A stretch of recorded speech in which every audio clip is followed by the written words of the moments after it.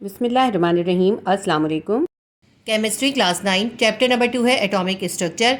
आज हम इसका section B short question answer करेंगे। इससे पहले वीडियो में मैं आपको इसका पूरा चैप्टर डिस्क्राइब कर चुकी हूँ। आज मैं आपको इसके शॉर्ट क्वेश्चंस करवाऊंगी। सेक्शन बी शॉर्ट क्वेश्चन का क्वेश्चन नंबर 1 है, draw the structure of isotopes of chlorine to justify the definition of isotopes.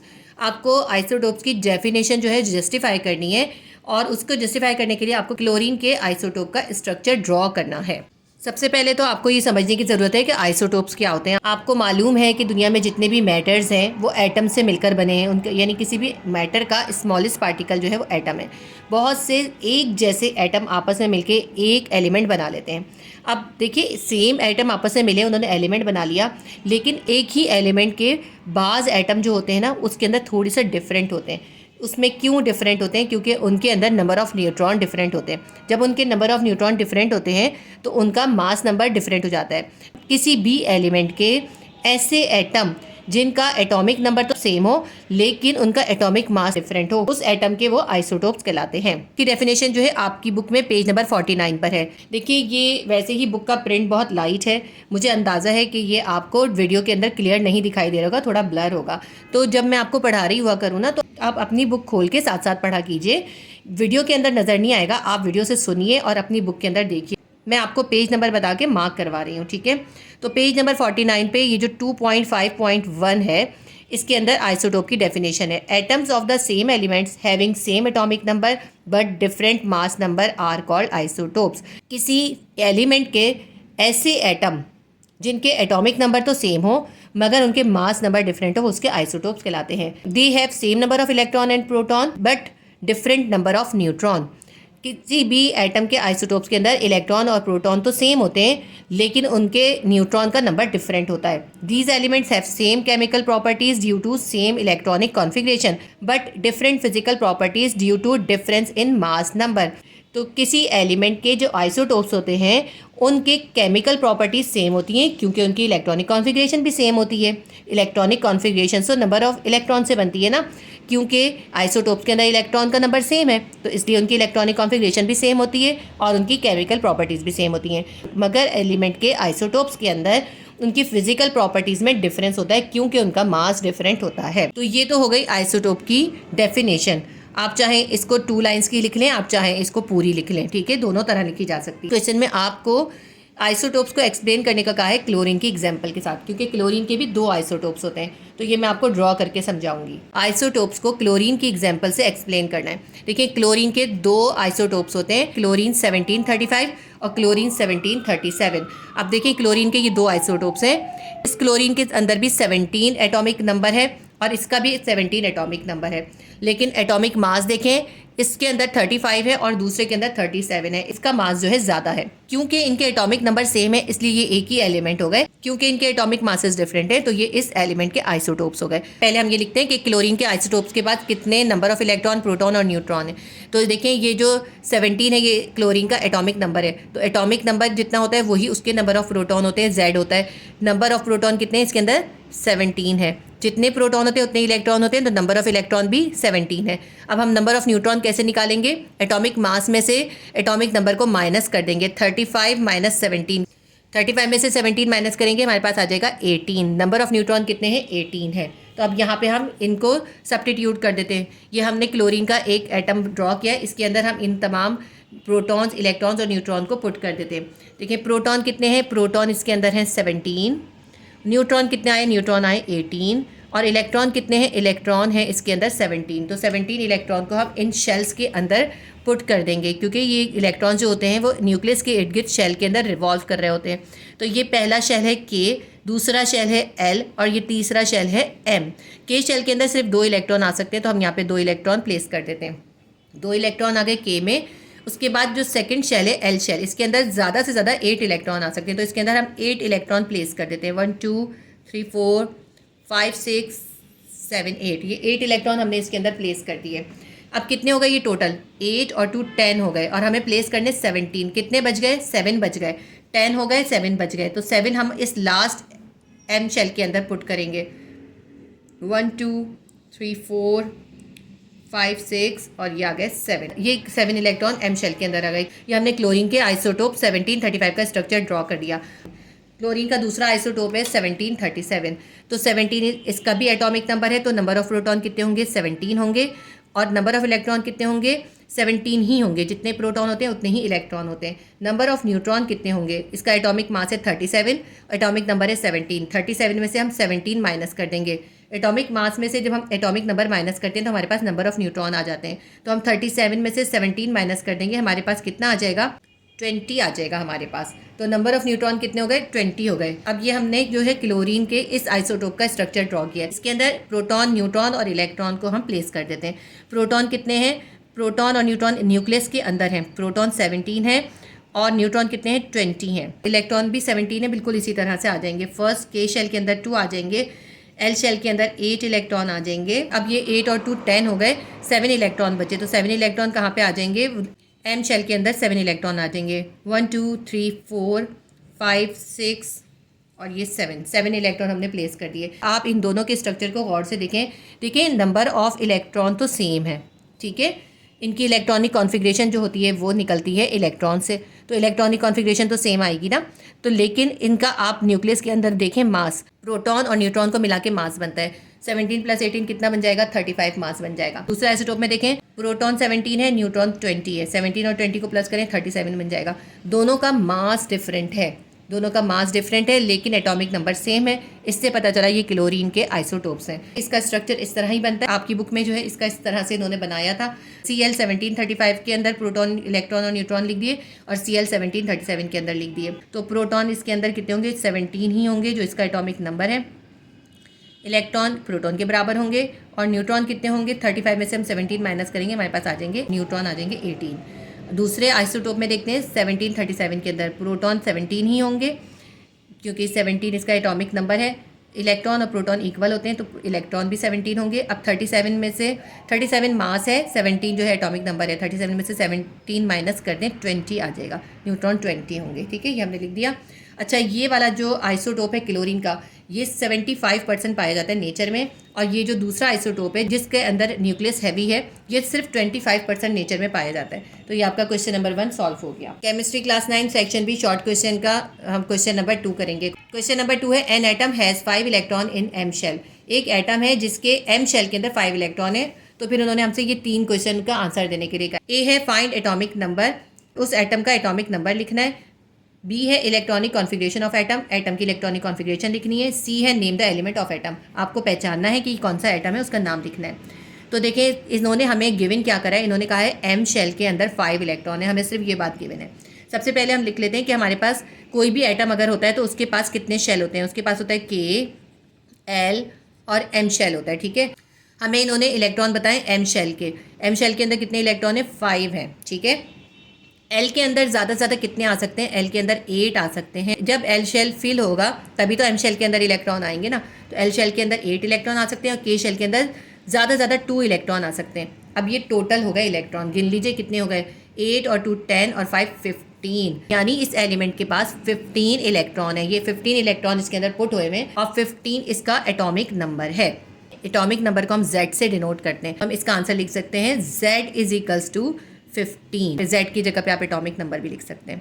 तो ये इसका आंसर हो गया। हमें सिर्फ एम शेल के अंदर 5 इलेक्ट्रॉन बताए थे, हमने उसके ज़रिए फाइंड कर लिया कि ये जो एटम है इसका एटॉमिक नंबर 15 है। अब देखें 15 किसका एटॉमिक नंबर होता है? फॉस्फोरस का एटॉमिक नंबर 15 होता है। तो ये हमें सी में पूछा था, name the element of atom. तो हम लिखेंगे फॉस्फोरस, P15 और 31। 15 उसका एटॉमिक नंबर होता है, 31 उसका एटॉमिक मास होता है। तो ये हमने इसका आंसर कर दिया। अब हमारे पास रह गया इसका पार्ट बी, इलेक्ट्रॉनिक कॉन्फ़िगरेशन लिखनी है एटम की। ये जो हमने KLM लिखा था ना, इसी से इलेक्ट्रॉनिक कॉन्फ़िगरेशन बन जाएगी। के शेल को हम किससे लिखते हैं? हम के शेल को लिखते हैं 1s से। तो हम लिखेंगे 1s2। जब हम इलेक्ट्रॉनिक कॉन्फ़िगरेशन लिखते हैं तो के शेल के लिए हम 1 लिखते हैं, एल शेल के लिए हम 2 लिखते हैं और एम शेल के लिए हम 3 लिखते हैं। तो अब सबसे पहला हमारा के शेल है, उसके लिए हमने 1 लिखा, और के शेल के पास एक ही सब शेल होता है S, और उसके पास सिर्फ 2 इलेक्ट्रॉन आ सकते हैं। तो यहाँ पे के शेल के अंदर 2 इलेक्ट्रॉन थे, वो हमने इसके अंदर पुट कर दिए। 1s2 हो गया। अब हमें एल शेल लिखना है। एल शेल को हम 2 से जाहिर करते हैं। एल शेल के पास जो होते हैं 2 सब शेल होते हैं, एक होता है 2s और दूसरा होता है 2p। एस के पास तो सिर्फ 2 ही इलेक्ट्रॉन आ सकते हैं, पी के पास 6 आ सकते हैं, तो हम यहाँ पे लिख देते हैं 6। सेकंड शेल है एल शेल। एल शेल के पास टोटल कितने हो गए, 6 और 2 8। देखें 8 ही हमने पुट करने थे, तो ये के अंदर 2 इलेक्ट्रॉन हो गए, एल शेल के अंदर 8 इलेक्ट्रॉन हो गए। इसके बाद एम शेल आ जाएगा, तो एम शेल को हम जाहिर करते हैं 3 से। एम शेल को हम 3 से जाहिर करते हैं और एम शेल का पहला सब शेल होता है एस, तो हम लिखेंगे 3s। अब इसके अंदर कितने इलेक्ट्रॉन आएंगे, इसके अंदर 2 ही इलेक्ट्रॉन आ सकते हैं, 2 से ज़्यादा इलेक्ट्रॉन नहीं आ सकते, तो यहाँ पे हम लिख देंगे 2। ठीक है, 3s2। 3s2 यानी एम शेल के सब शेल एस के अंदर 2 इलेक्ट्रॉन आ गए। अब 3p लिखेंगे, यानी एम शेल या थर्ड शेल का p सब शेल है, उसके अंदर कितने इलेक्ट्रॉन आएंगे, 6 इलेक्ट्रॉन ज़्यादा से ज़्यादा लिख सकते हैं, लेकिन हम पहले काउंट करेंगे कि हमारे पास बच कितने रहे, तो इसको काउंट करते हैं। तो ये 12 इलेक्ट्रॉन हो गए, हमें इसके अंदर 15 इलेक्ट्रॉन पुट करने, तो हमारे पास सिर्फ 3 इलेक्ट्रॉन्स बचे, तो ये 3 इलेक्ट्रॉन जो है 3p के अंदर आ जाएंगे, थर्ड शेल के सब शेल के अंदर आ जाएंगे। 3p3 इलेक्ट्रॉनिक कॉन्फ़िगरेशन बन गई 1s2 2s2 2p6 3s2 3p3। हमने पूरे 15 इलेक्ट्रॉन जो है वो सब शेल्स के अंदर पुट कर दिए, तो ये हमारा इसका आंसर हो गया। तो हमारा क्वेश्चन नंबर 2 भी कंप्लीट हो गया। सेक्शन बी शॉर्ट क्वेश्चन का क्वेश्चन नंबर 3 है, justify the Rutherford atomic model has defect. इनके अंदर हमें रदरफोर्ड के एटॉमिक मॉडल के अंदर जो डिफेक्ट है वो बताने हैं, क्योंकि शॉर्ट क्वेश्चन है तो जितना शॉर्ट क्वेश्चन में पूछते हैं ना उतना ही बताते हैं। रदरफोर्ड के एटॉमिक मॉडल में जो डिफेक्ट है वो आपकी बुक में पेज नंबर 41 पे है। वैसे मैं आपको ये एक्सप्लेन कर चुकी हूँ जब मैंने आपको चैप्टर एक्सप्लेन किया था, लेकिन मैं अभी आपको दोबारा इसको समझा देती हूँ। लेकिन रदरफोर्ड ने एटॉमिक मॉडल ये पेश किया था कि एटम का जो है न्यूक्लियस है उसके ऊपर पॉजिटिव चार्ज है और इलेक्ट्रॉन के ऊपर नेगेटिव चार्ज है, और इलेक्ट्रॉन उस न्यूक्लियस के इर्द गिर्द मुख्तलिफ शेल्स के अंदर रिवॉल्व कर रहे हैं, और ये बहुत हाई स्पीड के साथ रिवॉल्व कर रहे हैं, और ये रिवॉल्व करने के दौरान में एनर्जी भी इमिट कर रहे हैं। ये था रदरफोर्ड का एटॉमिक मॉडल। जो बाद में इसके ऊपर तहकीक हुई तो ये क्वेश्चन पैदा हुआ कि अगर इलेक्ट्रॉन इसी तरह तेज़ी से रिवॉल्व करते हुए एनर्जी को इमिट करते रहेंगे, उनके अंदर से एनर्जी कम होती जाएगी, तो फिर वो अपने न्यूक्लियस के अंदर गिर जाएंगे। देखें कोई एटम है, ये न्यूक्लियस है, न्यूक्लियस के इर्द गिर्द ये मुख्तलिफ शेल्स हैं, एनर्जी लेवल्स जिन्हें कहते हैं। अगर कोई इलेक्ट्रॉन इधर है ना, यहाँ पर है, तो जब ये एनर्जी लूज़ कर देगा तो ये हाई एनर्जी लेवल के शेल से लो एनर्जी लेवल के शेल में आ जाएगा। फिर ये और एनर्जी लूज़ कर देगा तो फिर ये हाई एनर्जी लेवल से और लो एनर्जी पे आ जाएगा, इसलिए ये क्या करेगा, ये गिर जाएगा न्यूक्लियस के ऊपर। तो ये क्वेश्चन पैदा हुआ कि अगर इसी तरह इलेक्ट्रॉन अपनी एनर्जी को इमिट करते रहेंगे तो उनकी एनर्जी कम होती रहेगी और वो न्यूक्लियस पे गिर जाएंगे, जबकि ऐसा नहीं होता। रदरफोर्ड के एटॉमिक मॉडल में यही डिफेक्ट था, अगर वाकई इलेक्ट्रॉन रिवॉल्व करते हुए कंटिन्यूसली एनर्जी इमिट करेंगे तो वो अपने न्यूक्लियस पे गिर जाएंगे। एक तो ये पॉइंट था। दूसरा पॉइंट ये था कि अगर इस तरह से एनर्जी वो लूज़ करते रहेंगे तो क्या होगा, तो वो एटम अनस्टेबल हो जाएगा, स्टेबल ही नहीं रहेगा कोई एटम। तो ये 2 इंपॉर्टेंट पॉइंट थे, इसको अब हम पढ़ लेते हैं। जो मैंने आपको बताया ना वही इसके अंदर लिखा हुआ है, आपने ये तीनों डिफेक्ट लिखने हैं। नंबर 1 है Rutherford did not explain the stability of an atom. Rutherford ने स्टेबिलिटी ऑफ एटम को एक्सप्लेन नहीं करा। मैंने अभी आपको समझा दिया कि अगर इस तरह एनर्जी इमिट होती रहेगी तो एटम स्टेबल नहीं रहेगा, तो लेकिन एटम तो स्टेबल होता है ना, तो उसने ये नहीं बताया कि फिर स्टेबल कैसे रहता है। पॉइंट 2 है in Rutherford atomic model the negatively charge electron revolve around the nucleus in circular path. Rutherford के एटॉमिक मॉडल के मुताबिक नेगेटिवली चार्ज इलेक्ट्रॉन जो हैं वो न्यूक्लियस के इर्द गिर्द सर्कुलर पैथ में रिवॉल्व कर रहे होते हैं एंड इमिट एनर्जी कंटिन्यूसली, और एनर्जी को कंटिन्यूसली लगातार अपनी एनर्जी इमिट करते रहते हैं। Due to continuous loss of energy ultimately it must fall into the nucleus. अगर वाकई इलेक्ट्रॉन इसी तरह अपनी एनर्जी लूज़ करते हो तो वो लाजमी तौर पर न्यूक्लियस में गिर जाएंगे। पॉइंट नंबर 3 है if the revolving electron emit energy, अगर रिवॉल्विंग इलेक्ट्रॉन एनर्जी को इमिट करता है continuously then there would be a continuous spectrum. तो देखें जब इलेक्ट्रॉन एनर्जी को इमिट करता है और हाई एनर्जी लेवल से लो एनर्जी लेवल पर आता है ना, तो एटम के अंदर एक चमक या स्पेक्ट्रम पैदा होता है। थर्ड पॉइंट पे हमें यही बताया गया है कि अगर इलेक्ट्रॉन रिवॉल्व करने के दौरान में इसी तरह कंटिन्यूसली अपनी एनर्जी इमिट करते रहेंगे तो फिर कंटिन्यूस स्पेक्ट्रम होना चाहिए एटम के ऊपर। But in contrast to it we get line spectrum from the atoms of element. जबकि ऑब्जर्व ये किया जाता है कि एटम के अंदर लाइन स्पेक्ट्रम पैदा होता है। जब इलेक्ट्रॉन एक शेल से दूसरे शेल में आता है, एनर्जी को इमिट करता है, तो लाइन स्पेक्ट्रम बनता है। ठीक है, तो ये तीनों पॉइंट आपने रदरफोर्ड के एटॉमिक मॉडल के लिखने हैं। क्वेश्चन नंबर 3 भी हमारा कंप्लीट हो गया। क्वेश्चन नंबर 4 है describe wave particles duality of electron of de Broglie hypothesis. De Broglie का हाइपोथेसिस इसमें आपको डिस्क्राइब करना है। डी ब्रोगली का हाइपोथेसिस आपकी बुक में पेज नंबर 43 पर है। 2.3.1 इसके टॉपिक का नंबर है। क्योंकि ये शॉर्ट में पूछा है इसलिए आप इसके अंदर इसकी डेरिवेशन ड्राइव नहीं करेंगे। ये लॉन्ग क्वेश्चन में अगर आएगा तो आप इसकी डेरिवेशन भी करेंगे। आप कहाँ से कहाँ तक लिखेंगे इसको मैं आपको बता देती हूँ। पेज नंबर 43 से हम स्टार्ट करेंगे इसको लिखना। In 1923 Louis de Broglie extended the wave particle duality to electron.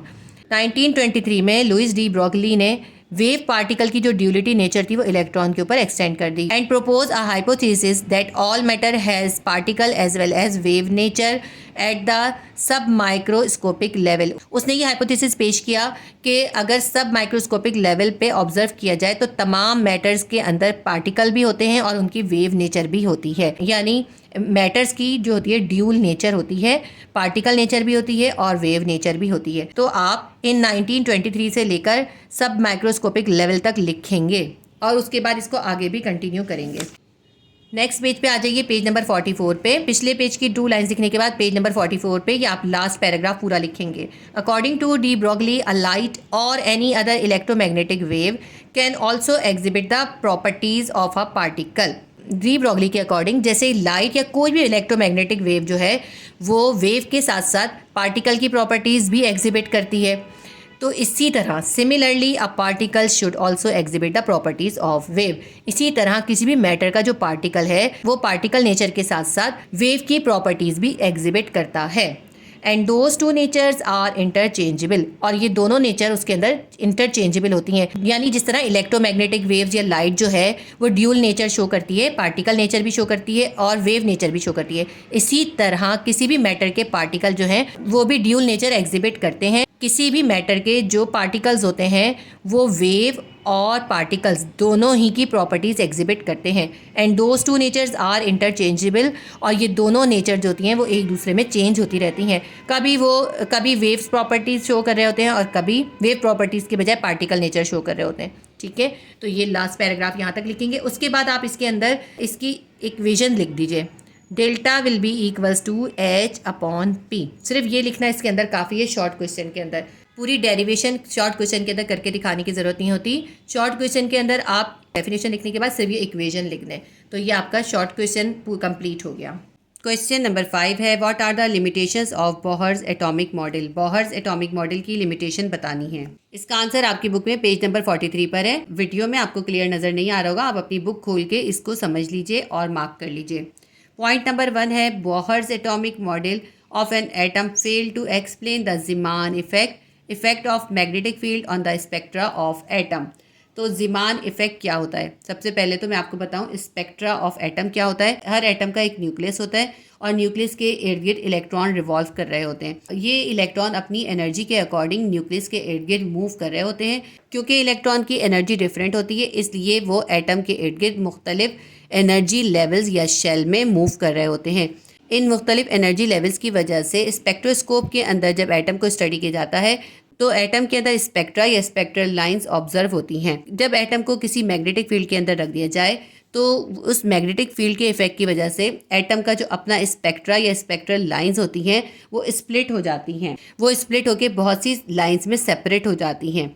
ठीक है, तो इसका कहते हैं ज़ीमान इफेक्ट। ज़ीमान इफेक्ट असल में एटम के स्पेक्ट्रा के ऊपर मैग्नेटिक फील्ड का इफेक्ट है। बोहर्स के एटॉमिक मॉडल में ज़ीमान इफेक्ट यानी एटम के स्पेक्ट्रा पे मैग्नेटिक फील्ड के इफेक्ट की कोई एक्सप्लेनेशन मौजूद नहीं थी। पॉइंट नंबर 2 है, it also failed to explain the Stark effect of electric field on the spectra of atom. मैंने अभी आपको स्पेक्ट्रा ऑफ एटम समझा दिया। जब एटम को इलेक्ट्रिक फील्ड के अंदर रखा जाता है तो उससे भी उसका स्पेक्ट्रा जो होता है यानी स्पेक्ट्रल लाइंस होती हैं वो स्प्लिट होकर सेवरल कंपोनेंट्स में डिवाइड हो जाती हैं। इसको कहते हैं स्टार्क इफेक्ट। यानी स्टार्क इफेक्ट क्या है? एटम के स्पेक्ट्रा पर इलेक्ट्रिक फील्ड का इफेक्ट स्टार्क इफेक्ट कहलाता है। तो बोहर्स के एटॉमिक मॉडल से स्टार्क इफेक्ट भी एक्सप्लेन नहीं होता। पॉइंट नंबर 3 है, it deviates the Heisenberg uncertainly principle. Heisenberg ने एक अपना प्रिंसिपल दिया था, ये काफ़ी लेंदी है और आपके सिलेबस में नहीं है। शॉर्टली मैं आपको बता देती हूँ। हिंसबर्ग ने जो प्रिंसिपल दिया था उसके according position and momentum of a particle in quantum mechanics can never be exactly known. Position और मोमेंटम जो होते हैं किसी भी पार्टिकल के वो कभी भी एग्जैक्टली नहीं जाने जा सकते। अभी ये क्योंकि आपके सिलेबस में नहीं है इसलिए आप इसकी तफसील में ना जाइए, आप सिर्फ इसको इसी तरह याद कर लीजिए। Bohr's model deviates the Heisenberg uncertainly principle. Point number 4 है it could not explain the spectra obtained by larger atoms.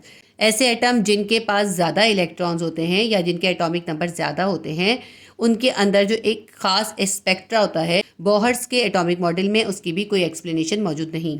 Point number 5 है it only explain the mono electronic species like helium, lithium, barium. Bohr's के atomic model से सिर्फ mono electronic species जैसे helium, lithium, barium वगैरह की explanation मिलती थी। तो ये हो गई limitations of Bohr's atomic model और हमारा क्वेश्चन नंबर 5 भी कंप्लीट हो गया। क्वेश्चन नंबर 6 है differentiate between shell and subshell with example. आपको शेल और सबशेल को डिफरेंशिएट करना है और उसमें एग्जांपल्स भी देनी है। सबसे पहले मैं आपको शेल और सबशेल डिस्क्राइब कर देती हूँ कि शेल और सबशेल क्या होते हैं। ये मैं आपको इससे पहले वाली वीडियो जिसमें मैंने इलेक्ट्रॉनिक कॉन्फ़िगरेशन निकालना सिखाई थी उसमें भी डिस्क्राइब कर चुकी हूँ, लेकिन जिन बच्चों ने वो वीडियो नहीं देखी है ताकि उनको बेसिक पता हो, उनके लिए मैं इसको थोड़ा सा शॉर्टली दोबारा से बता देती हूँ। कोई भी एटम होता है, एटम के सेंटर में न्यूक्लियस होता है, न्यूक्लियस के अंदर प्रोटॉन और न्यूट्रॉन होते हैं और जितने प्रोटॉन होते हैं उतने ही इलेक्ट्रॉन होते हैं। इलेक्ट्रॉन जो होते हैं न्यूक्लियस के इर्द गिर्द मुख्तलिफ शेल्स के अंदर रिवॉल्व कर रहे होते हैं, घूम रहे होते हैं। ये जो मुख्तलिफ शेल्स होते हैं ये इलेक्ट्रॉन के एनर्जी लेवल के हिसाब से होते हैं। वो इलेक्ट्रॉन जिनके अंदर सेम एनर्जी लेवल होता है वो एक शेल के अंदर रिवॉल्व करते हैं, ठीक है। इस तरह ये जो KLMN शेल्स हैं ये असल में इलेक्ट्रॉन के एनर्जी लेवल्स हैं। जितने इलेक्ट्रॉन्स की कम एनर्जी होगी वो न्यूक्लियस के करीब वाले शेल में होंगे और उनकी एनर्जी जैसे जैसे बढ़ती चली जाएगी उनके एनर्जी लेवल के हिसाब से उनका शेल भी बढ़ता जाएगा। अब शेल कौन कौन से होते हैं? KLMN OPQ भी होते हैं। मैंने यहाँ पर सिर्फ N तक ही ड्रॉ किए हैं, ठीक है। तो KLMN OPQ तो शेल हो गए। एटम को ऑब्जर्व किया गया तो ये देखा गया कि एक शेल के अंदर इलेक्ट्रॉन्स जो होते हैं वो बिल्कुल सेम एक ही लाइन में एक ही पैथवे पे नहीं कर रहे होते मूव, बल्कि उनमें से कुछ इलेक्ट्रॉन जो होते हैं अपने पैथवे से थोड़ा सा हटे हुए भी होते हैं। वो दूसरे शेल में नहीं होते, उनकी एनर्जी इसी शेल की होती है लेकिन उस शेल से वो थोड़ा सा डिस्टेंस पे मामूली से डिफरेंस के साथ मूव कर रहे होते हैं। जब एक ही शेल के इलेक्ट्रॉन एक ही रास्ते पे मूव करते हुए थोड़ा सा डिफरेंटली मूव कर रहे हों, थोड़ा सा उनके रास्ते में मामूली सा डिफरेंस हो, तो वो उनके सब शेल कहलाते हैं। एनर्जी लेवल या शेल जिस तरह से बड़े होते जाते हैं उनके सब शेल भी बढ़ते जाते हैं। जितना हाई एनर्जी लेवल होगा या जितने बड़े शेल होंगे उनके अंदर इलेक्ट्रॉन भी ज़्यादा होंगे। जब इलेक्ट्रॉन ज़्यादा होते हैं तो वो आपस में टकरा जाते हैं। वो टकरा के क्या होता है, थोड़ा सा उनका रास्ता डिफरेंट हो जाता है। ये जो हमारा थर्ड शेल है M शेल, इसके अंदर 18 इलेक्ट्रॉन आ सकते हैं। जब 18 इलेक्ट्रॉन मूव कर रहे होते हैं तो आपस में थोड़ा टकराकर एंगुलर मूवमेंट करने लगते हैं। उनकी उस एंगुलर मूवमेंट की वजह से इस शेल के अंदर 3 सब शेल बन जाते हैं। अब हर शेल के सब शेल भी अलग होते हैं। अब आपको शेल समझ में आ गया होगा कि क्या होते हैं। शेल असल में एनर्जी लेवल्स होते हैं। इलेक्ट्रॉन्स की एनर्जी के हिसाब से इलेक्ट्रॉन की मूवमेंट के मुख्तलिफ पैथवे बन जाते हैं जो कि शेल्स कहलाते हैं। अब इन तमाम शेल्स के अंदर जो सब शेल्स होते हैं उनकी तादाद डिफरेंट होती है। सबसे पहला जो K शेल है उसके अंदर सिर्फ एक ही सब शेल होता है, उसको हम लिखते हैं 1s क्योंकि ये पहले शेल का सब शेल होता है। तो ये जो K शेल है असल में इसका नंबर होता है 1, L शेल का नंबर होता है 2, M शेल का नंबर होता है 3, N शेल का नंबर होता है 4। इसी तरह हम आगे जाते जाते हैं तो 5, 6 और 7 आता जाता है नंबर, ठीक है। अब K शेल के अंदर मैं आपको बताती हूँ। K शेल के अंदर क्योंकि कम इलेक्ट्रॉन होते हैं, सिर्फ 2 ही इलेक्ट्रॉन आ सकते हैं, तो K शेल के अंदर सब शेल भी सिर्फ एक होता है जिसको हम किस तरह लिखते हैं, हम लिखते हैं 1s। ये 1 क्या है, ये 1 जो है उसका नंबर है शेल का या फर्स्ट एनर्जी लेवल कह लें। सेकेंड एनर्जी लेवल होता है L शेल। L शेल के अंदर जो है 8 इलेक्ट्रॉन होते हैं। तो 8 इलेक्ट्रॉन होने की वजह से क्योंकि थोड़े से इलेक्ट्रॉन ज़्यादा हैं इसलिए उनके पास 2 सब शेल होते हैं, एक S होता है और एक P होता है। इसको हम कैसे लिखते हैं, हम लिखते हैं 2s एंड 2p क्योंकि ये सेकेंड एनर्जी लेवल है। थर्ड एनर्जी लेवल होता है हमारे पास M shell.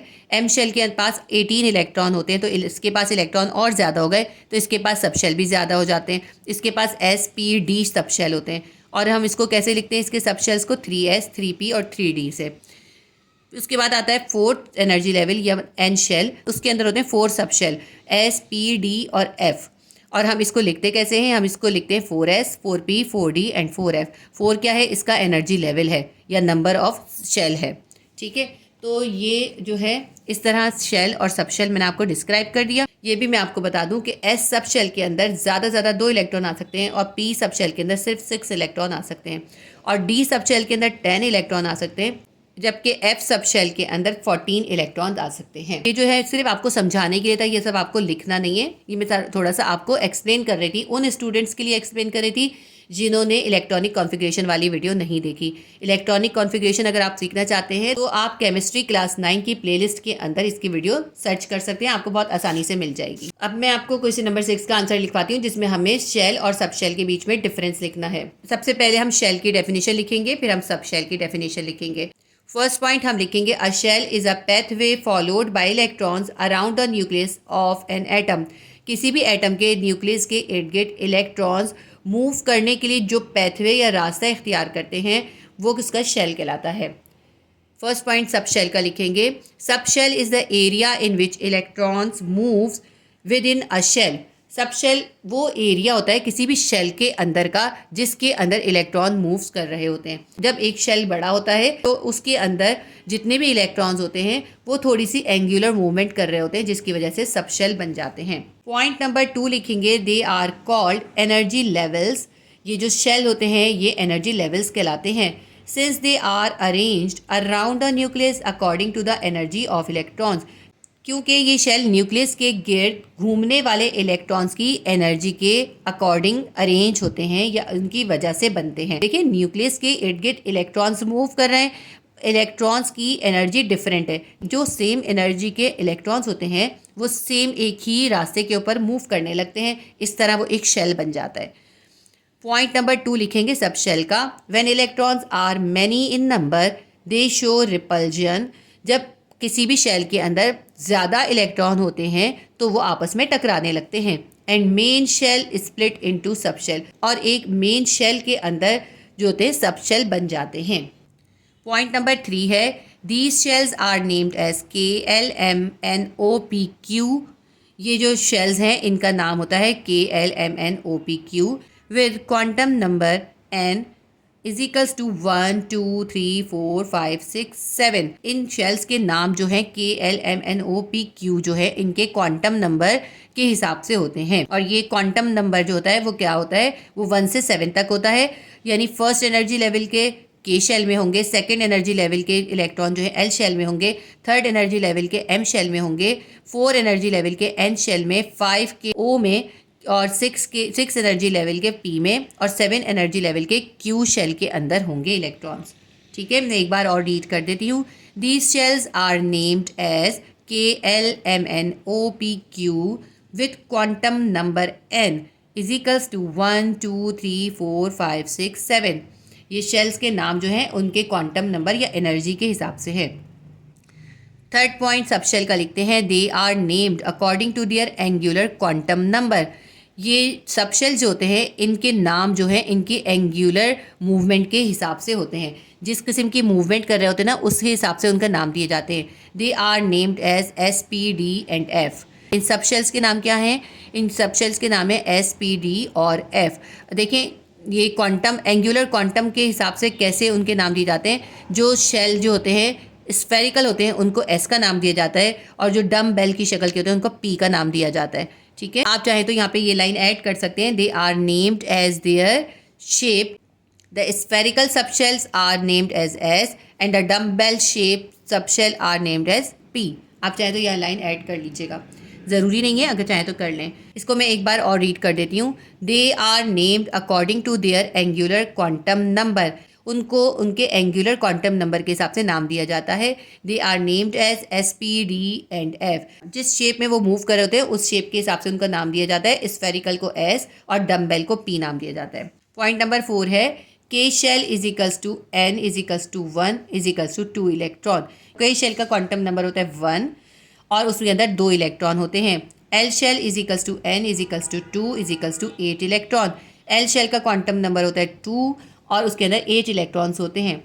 M shell is equals to N is equals to 3 is equals to 18 electron. M shell का क्वांटम नंबर होता है 3 और उसके अंदर 18 इलेक्ट्रॉन्स होते हैं। N shell is equals to N is equals to 4 is equals to 32 electrons. N shell का quantum number या N जो होता है 4 होता है और इसके अंदर 32 इलेक्ट्रॉन्स होते हैं। सब शेल का पॉइंट नंबर 4 लिखेंगे। Subshell S has 2 electron. ये जो सब शेल S है स्फेरिकल शेप का, उसके अंदर सिर्फ ज़्यादा 2 इलेक्ट्रॉन्स आ सकते हैं।